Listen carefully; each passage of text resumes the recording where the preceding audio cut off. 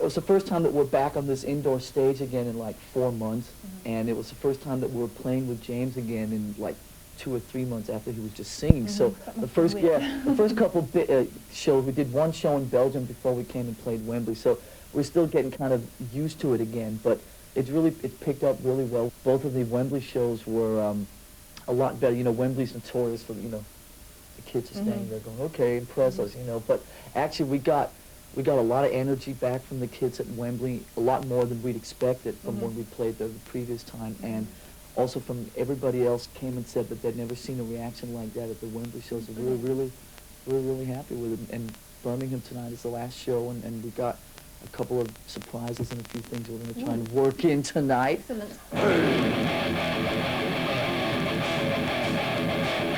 Come on!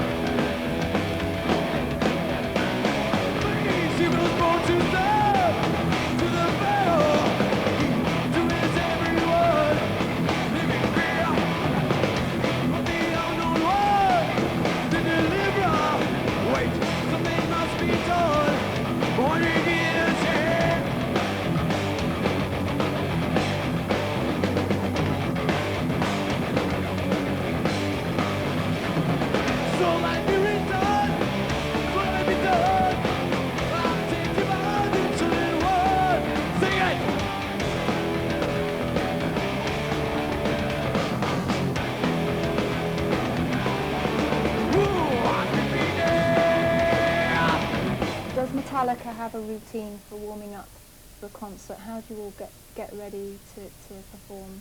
I think James, Kirk, and I all do stretches for about like a half an hour. Aerobics. You know, just full-on serious stretches we've learned through different trainers and different stuff as we've gone along, and from each other.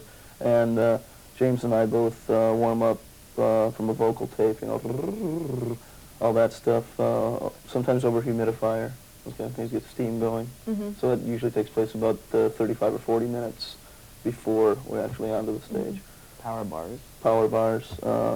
It's like a candy bar, but a little bit chewier and a little bit thicker. More you know. cardboard flavored. But it's got all this protein and carbohydrates and everything in just this bar, and you take it with a bottle of water, and it's like. Gives you energy.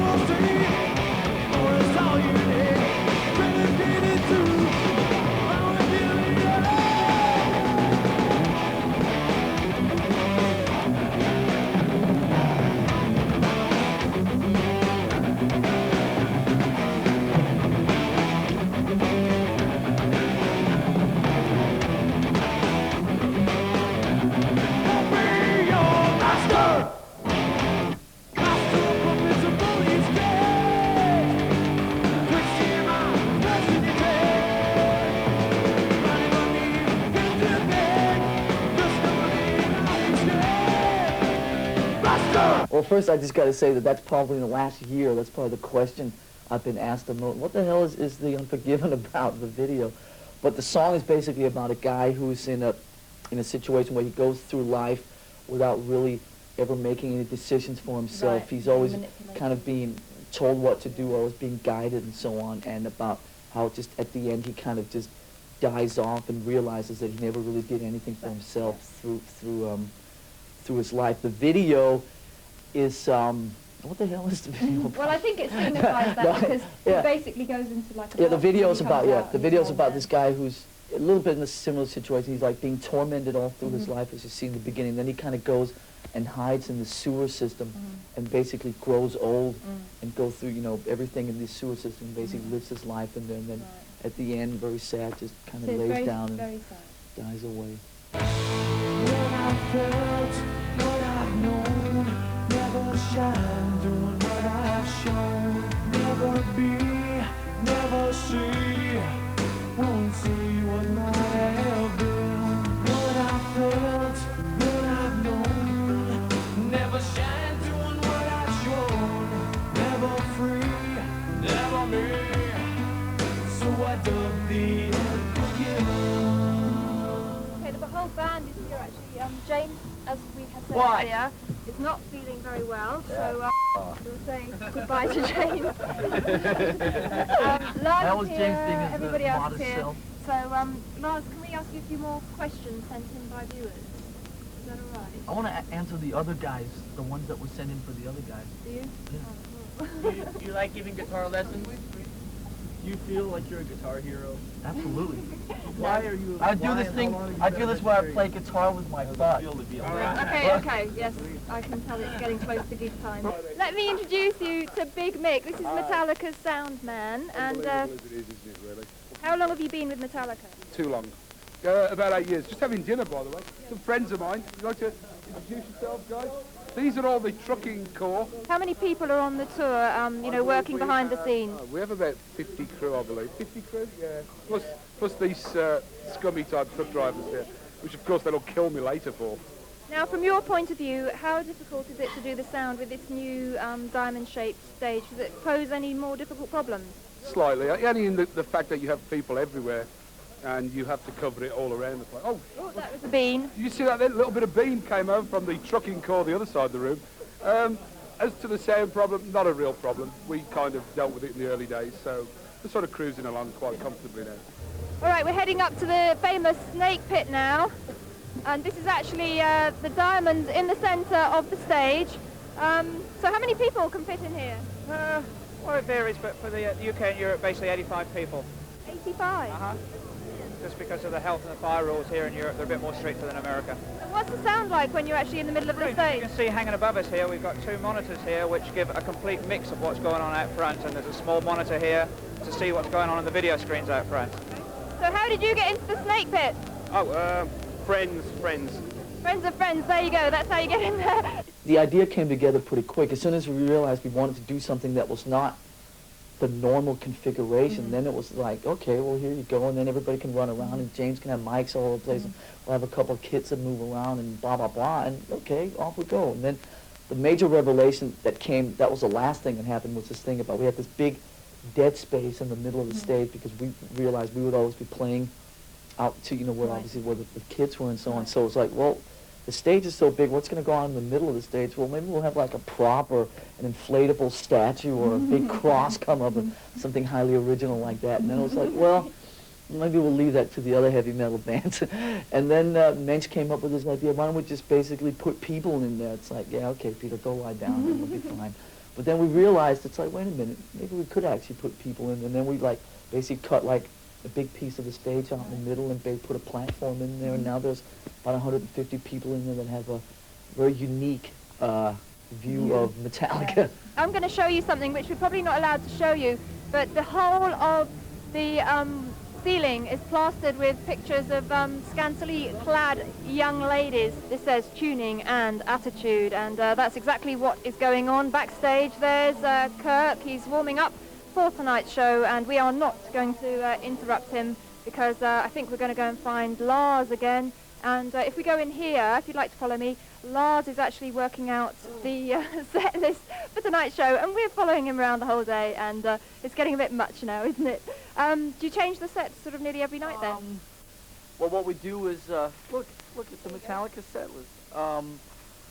What we try to do is, this is our second night in Birmingham, and whenever we have like kind of an A set that's the main, we feel is the best set, so we play that on all the places where we have just one night, but all the places where we have two shows, we always try and change it around the second night, but we're trying to move some things around here that's giving me a hell of a headache, because we've been opening with Enter Sandman for most of the tour.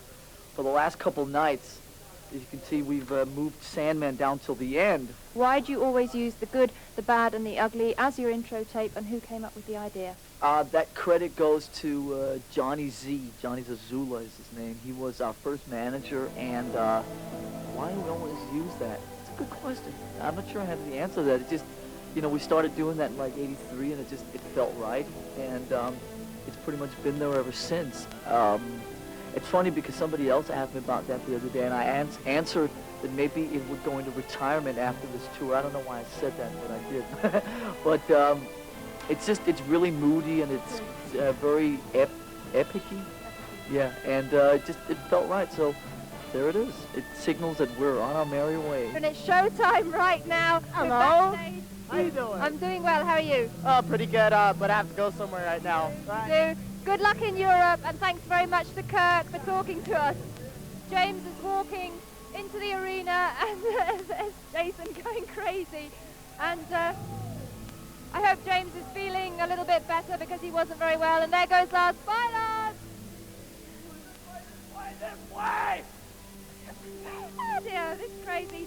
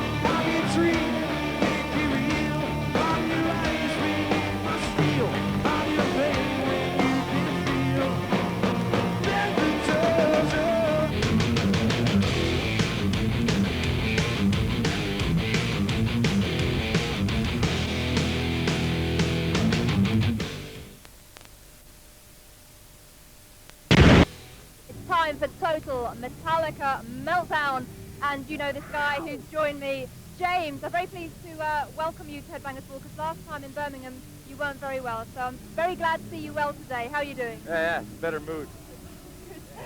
Now, there were rumours that Metallica might headline Donington, although we heard that there wasn't a Donington this year after all. What are the pros and cons of headlining your own show rather than doing a big sort of famous festival like that? Well, it's good to see that people are coming to the show because it's Metallica, not just because it's a Donington thing, which is an event in itself, But it's good to see a lot of crazy people here to see, good music that's going on today. Well, it's a great lineup. Everybody agrees that. When you were in the big arenas, you had the Metallica film. Now, do you think that these opening bands, the Almighty, we can hear behind us, do you think that they're an important part of the outdoor vibe? Oh, absolutely. Yeah. The film wouldn't really work outside, would it? Well, I mean, everyone's seen the film, and I've seen it, and it's, we know what we look like, and everyone else does too now. So it's good to have some bands up there rocking and getting people happening out there. It's very good of you to allow bands to use the whole stage and everything. I think some of them are a bit... What, they are? No snake bit today, though. No, that's our thing. Right. Now the Metallica album obviously allowed you to get a lot of things off your chest, but your life has changed so much over the last 2 years. I was wondering, do those subjects and experiences seem to you like they're from like another era of your life? Like 2 years ago or something, yeah.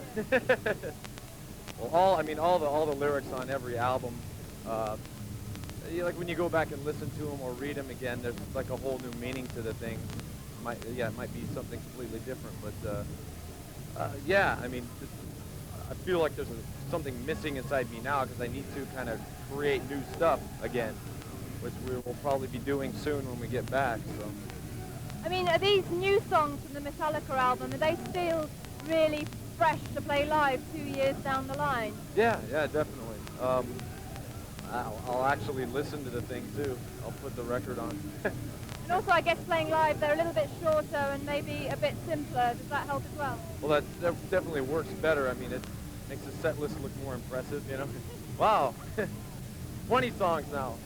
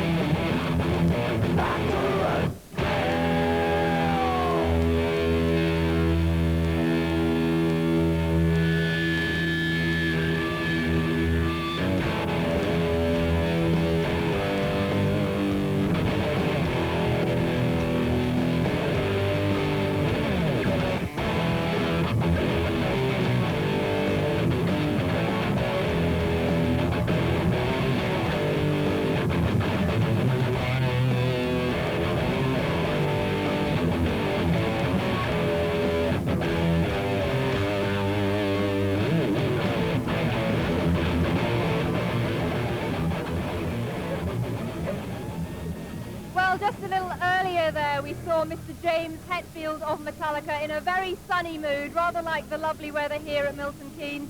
And now I'm very pleased to welcome Lars back to Headbangers Ball. How are you doing, Lars? I'm very sunny too. No, we're all in a really good mood. When I woke up this morning, I was like, yay, it's finally here. Let's do it. Let's get on with it. And we came down here. We saw Diamond Head, watched a little bit of these guys, Almighty, which I'm sure you've heard of, and I'm in a really good mood, which is scary. Good, good. Let's talk a little bit about the Metallica live show, because you're winding up the end of 2 years on the road. How do you feel that the band and the live show has progressed and developed over those 2 years? Steadily worse. No, it's pretty much gone up most of the way. We're playing a lot better than we obviously were 2 years ago. We know what we're doing a lot more. We had a little bit of a period in like maybe February, March into early April where we were in a little bit of a lull, but we're now, since we started this European leg 3 weeks ago, we're playing probably the best we have in the last 2 years. We threw a couple of new songs in there, moved the set around a little bit and so on. So right now I feel better than I have the last 2 years.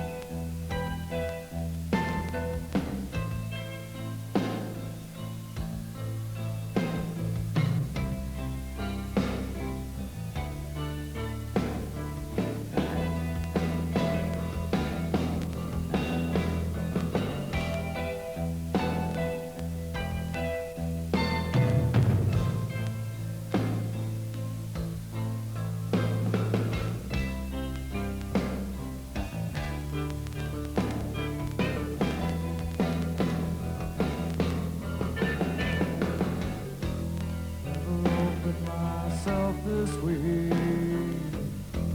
Life is as it away. All these words I don't just say,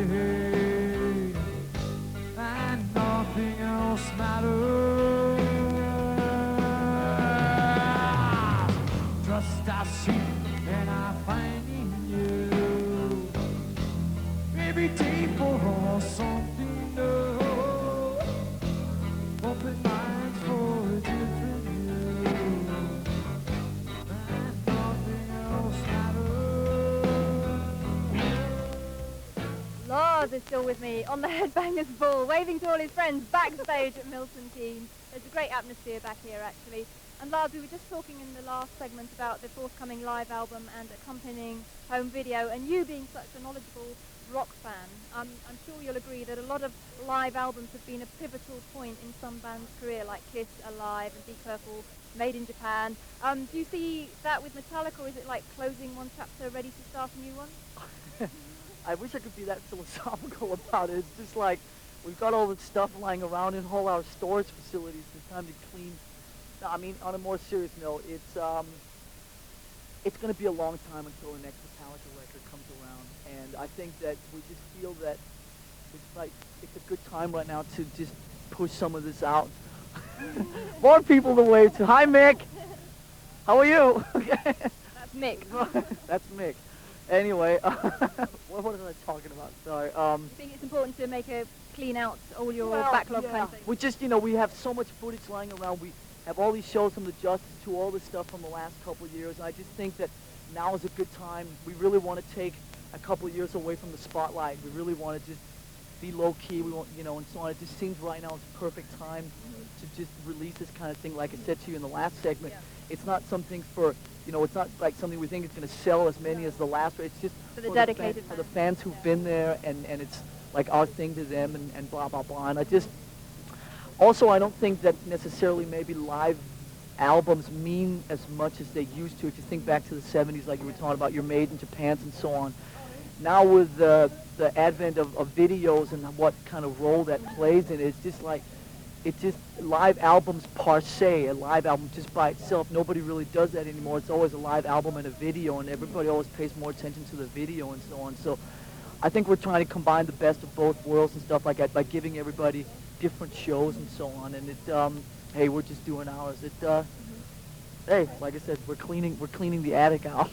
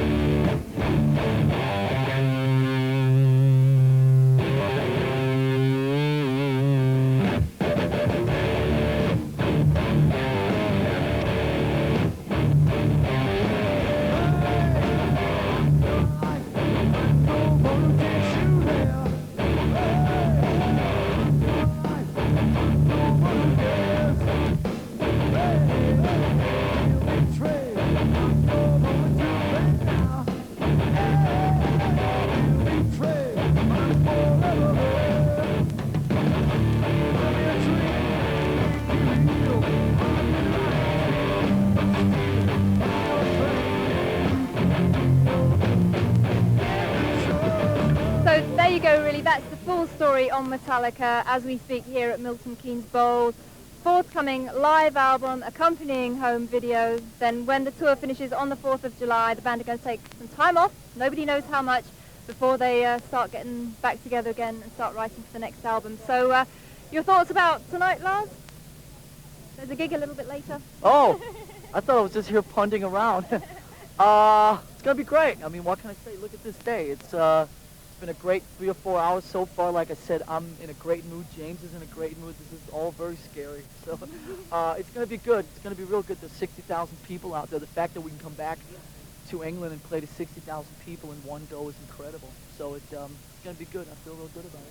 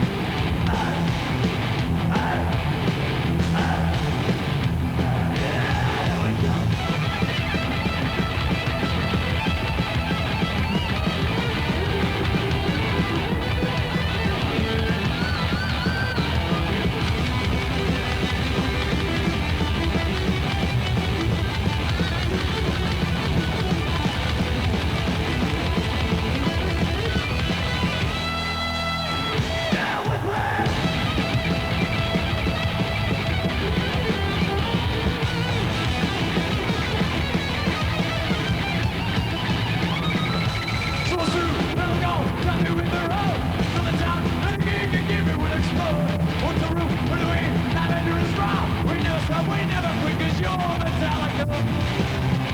Adrenaline's at the door, dusting all around, acting like a maniac. Hey!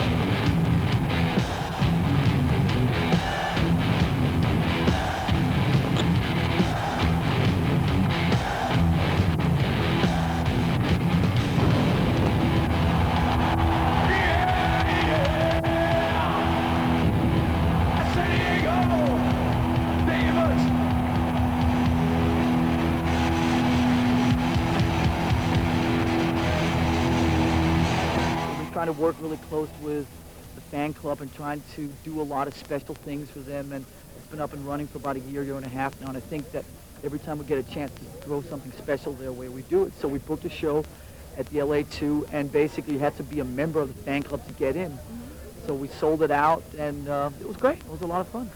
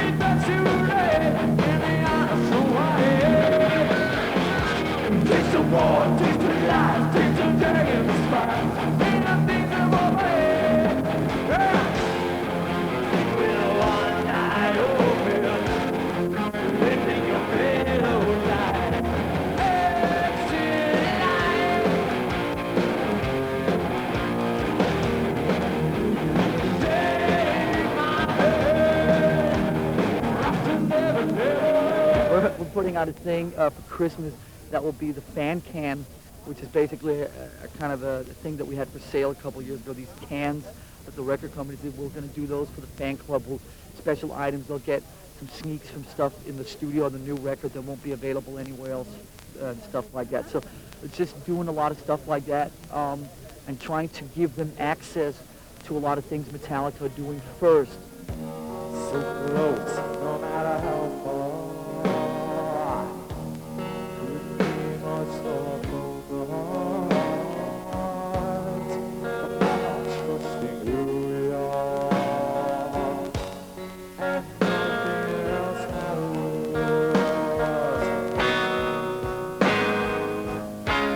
And I care for what we do. And I care for what we do. And I know.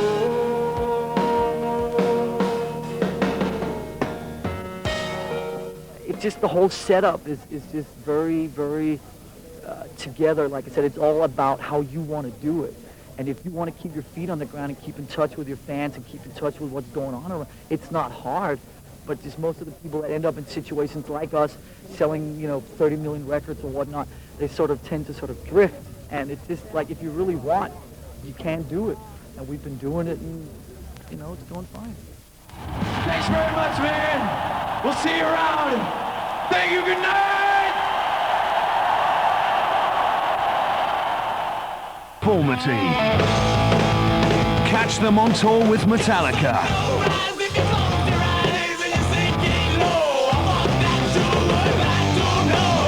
The new album, Wise Blood.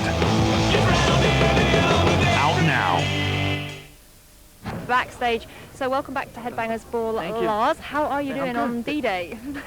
I'm doing real well. The mood is good. It is. The vibe is good. The weather is good. At Fingers least for crossed. England it is.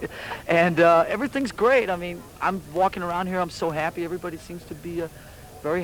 Is it bad when you're like really, in metal band you're supposed No, to? I'm not just saying this, but this, I have to say that in 6 years of coming to Donington, this is, to me, this is one of the nicest, most friendly atmospheres I've encountered. It's great, isn't it? It all starts with us. It does. Now, it's always that everybody's always like in their own head putting together their ideal Metallica, their ideal, stop, you're putting me up, their ideal Donington bill. Now, you actually had the chance to make your own kind of dream come true, right? So how did you go about picking the band? We've looked in our record collection. Let's see, what's my favorite record at the moment? It's COC. What was my favorite record last week? It was Warrior Soul. I mean, you just, you got a bunch of friends in bands, you got a bunch of bands that you like hanging with, you got a bunch of albums that you like listening to, and it's great. 8 weeks ago when they came to us and said, you guys want to do this? We said, sure we will if we can make sure that, like we put the bill together and have something that we feel strong about and that everybody else out there feels strong about, and then we just went to work. Yep. So, I'm looking at this bill going, this is like the strongest bill that there's ever been up here. We were really persistent about having as many bands on there as possible, and it's a great day. Even the guy in Slayer was smiling earlier. That's how good of a day it is, all right? Well, you've got a great taste in music. It's a fine bill that represents the best of what's going on in rock music at the moment. Now, I know that you're in the studio recording your next album, and when you're in the studio, it's kind of, you have to be very kind of focused. It's quite intense. What was your motivation to actually just like break out of the studio, literally? Was it a challenge? It wasn't as easy as I thought it was going to be. I thought we could just sort of, go from one day recording into rehearsals the next day and come and do this. We were in the studio literally till last week, right. And trying to rehearse every day and get our chops together for this and so on just wasn't as easy as I thought. But we've managed it. We can kind of remember Enter Sandman and Sad But True and whatnot, and you'll see in a couple hours when we head up there. But we got to get straight back. We got to go play this gig up in Canada next week with some of those other bands, Hole and Baruch Assault, and then we'll go right back in the studio in a week and a half and continue finishing the record.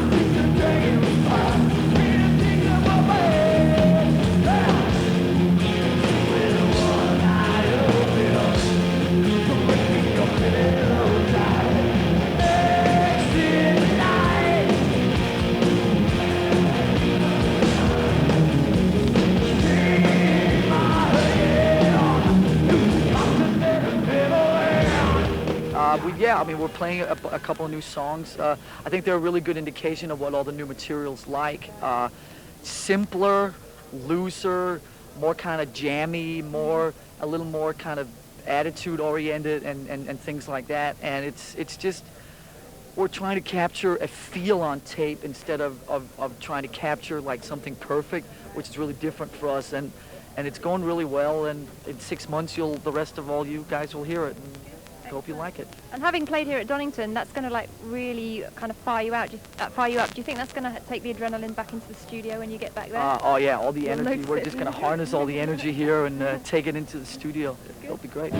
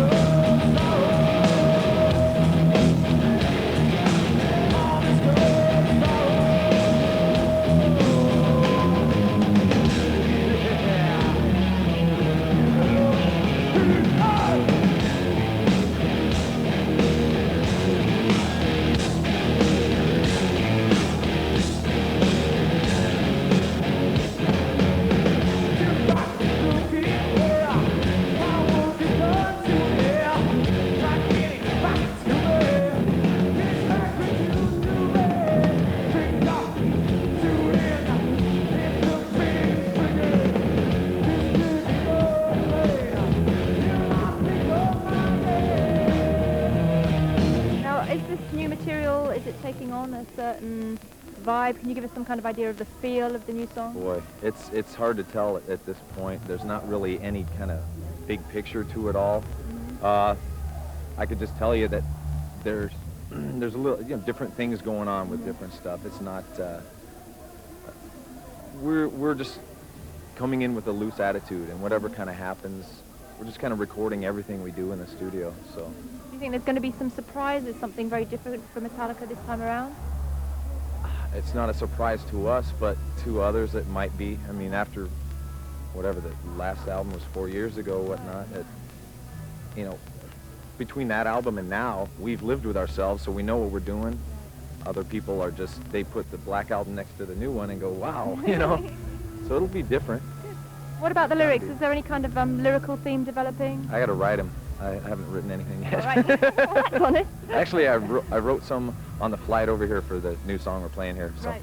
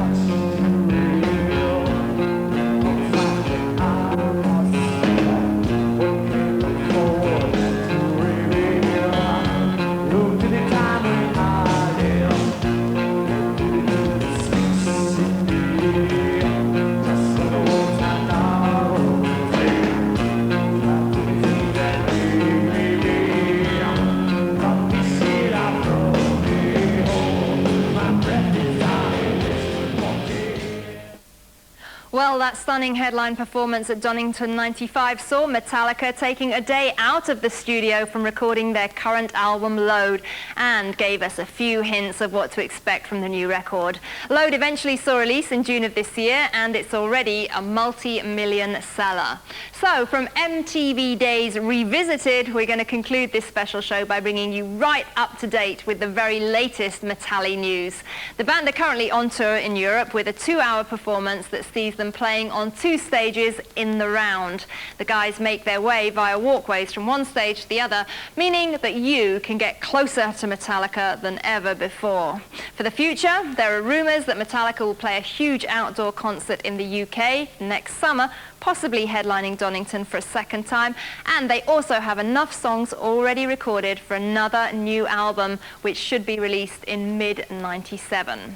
Well, there's a load more Metallica to come on Metallica Weekend. For example, tomorrow at 3 o'clock in the afternoon, you can check out what happened when I joined Lars and Kirk on the Metallica train traveling from Milan to Rome. That's the Headbangers Ball, a load of Metallica special tomorrow at 3 p.m. For now, though, I'm going to sign off with a taster of the band live on their current European tour. See ya.